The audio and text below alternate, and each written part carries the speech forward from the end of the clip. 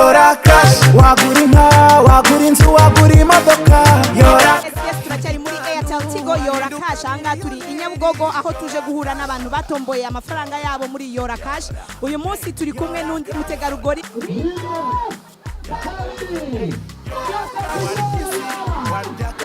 wowe kome zukine Airtel Tigo umuryango mugari turaguha amafaranga nawe utera imbere ohereza rimwe kuri rimwe gatanu gatanu.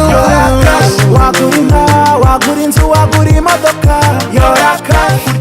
Jeannette nabona guri kuyoragura amafaranga hariya byari bimeze biti? Byari byiza cyane bikaze. Byari byiza bikaze. Wayoye amafaranga angahe? Ayo amafaranga 172,500.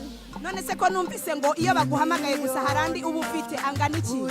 Angana n'ibihumbi 250 by'amanyarwanda. Wakoraga iki Jeannette? Ni umucuruzi nacuruza inkweto z'abasore n'abakobwa. None gahunda yawe nyuma yaho uboneye ayo mafaranga guturuka muri Airtel Tigo urumva ugiye gukora iki? Ngiye kwagura business. Irihe jambo wabwira abadukurikiye ndetse na Airtel Tigo muri rusange? Nabagira inama yo kugerageza amahirwe yabo kuko nawe amahirwe adasekera iyo wabikesheje Imana. Urakoze cyane rero ati ntawe amahirwe adasekera iyo wabikesheje Imana. Nta kindi usabwa ni rimwe kuri rimwe gatanu gatanu. Ni Airtel Tigo Yora Cash. Iryitanu ryaguhindurira ubuzima niryo ukeneye ngo uyore Cash na Airtel Tigo. Andika umubare rimwe wohereze ku 155 cyangwa uhamagara 155 ubona amahirwe yo gutsindira miliyoni imwe buri munsi, miliyoni 2 buri cyumweru, ube wanatsindira igihembo nyamukuru cya miliyoni 20 buri. Yora Cash hamwe na Airtel Tigo, umurongo ukoreshwa na benshi mu Rwanda.